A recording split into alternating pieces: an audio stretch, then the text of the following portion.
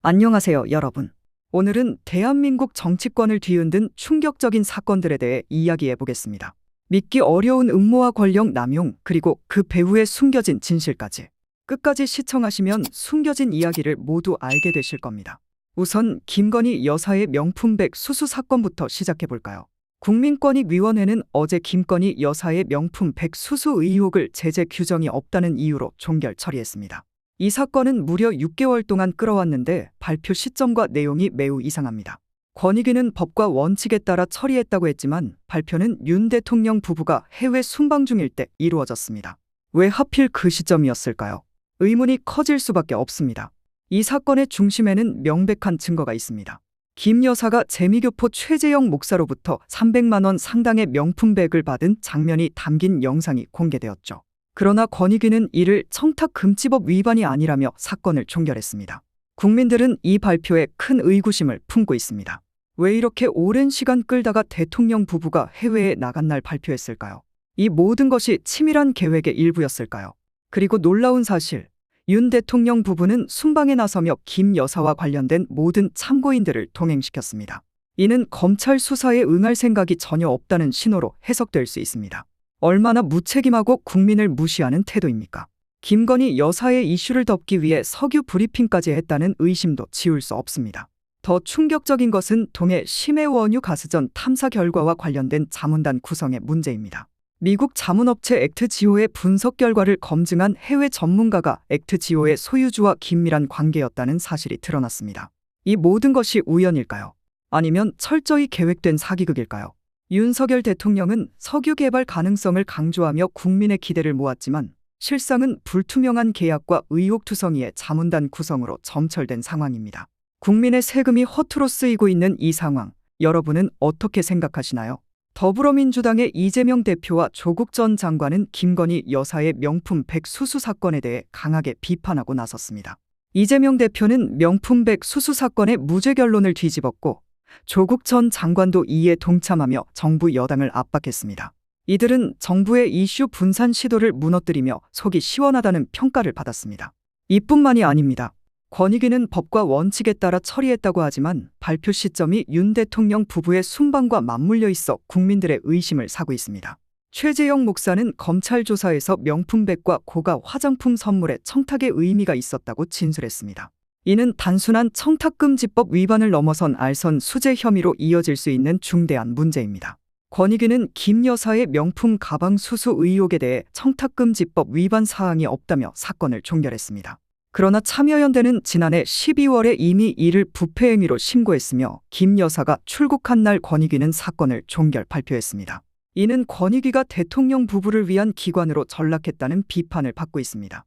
윤석열 대통령의 해외 순방은 김 여사와 관련된 모든 참고인들을 동행시키며 국민들의 불신을 증폭시키고 있습니다. 대통령으로서 검찰 수사가 못마땅하다면 방지 대책을 내놓고 국민을 설득해야 하는데 윤 대통령은 그런 조치를 전혀 취하지 않고 있습니다. 이와 관련해 더불어민주당의 김원희 의원은 석유공사의 자문단 구성 문제를 제기했습니다. 자문단에 참여한 해외 전문가가 액트지오의 소유주와 긴밀한 관계였다는 사실이 밝혀지며 석유공사의 자문단 선정 과정의 투명성에 의문이 제기되고 있습니다. 이는 정부의 석유 개발 계획이 철저히 계획된 사기극일 수 있다는 의심을 낳고 있습니다. 결국 윤석열 대통령과 김건희 여사는 국민의 신뢰를 잃고 있으며 이들의 행태는 대국민 사기극에 불과하다는 비판이 일고 있습니다. 국민의 세금이 제대로 쓰이고 있는지, 정부와 공공기관의 투명성과 도덕성이 확보되고 있는지에 대한 국민들의 불신은 깊어만 가고 있습니다. 또한 권익위의 발표는 김 여사의 명품백 수수 의혹에 대한 실질적인 조사가 이루어지지 않았음을 시사합니다. 이는 권익위가 대통령 부부의 입맛에 맞게 결정을 내렸다는 의혹을 낳고 있습니다. 국민들은 이에 대해 큰 분노를 느끼고 있습니다. 한편 김건희 여사는 출국하며 자신의 입장을 전혀 밝히지 않았습니다. 이는 국민들에게 큰 실망을 안겨주고 있습니다. 국가의 최고 책임자로서 국민들에게 진실을 밝히고 이해를 구하는 자세가 필요하지만 윤석열 대통령과 김건희 여사는 이러한 책임을 외면하고 있습니다. 이번 사건은 윤석열 정부의 신뢰도를 크게 떨어뜨리고 있습니다.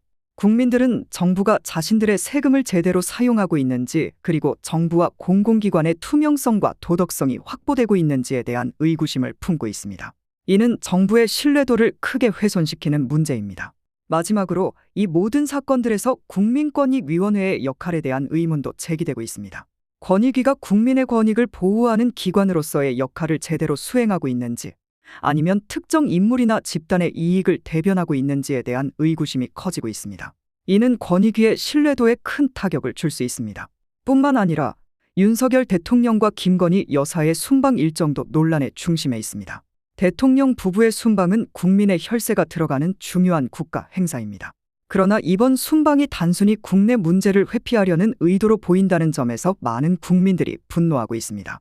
대통령으로서 국민에게 책임을 다하지 않고 중요한 문제를 회피하는 태도는 용납될 수 없습니다.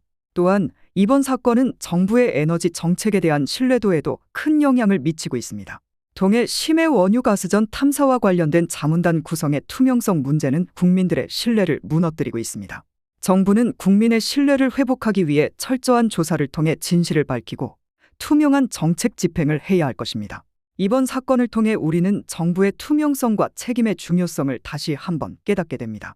국민의 신뢰를 받는 정부가 되기 위해서는 모든 과정이 투명하고 공정하게 이루어져야 합니다. 또한 국민의 목소리에 귀 기울이고 책임을 다하는 자세가 필요합니다. 오늘의 영상은 여기까지입니다. 여러분의 의견을 댓글로 남겨주세요. 영상이 유익하셨다면 구독과 좋아요 부탁드립니다. 감사합니다.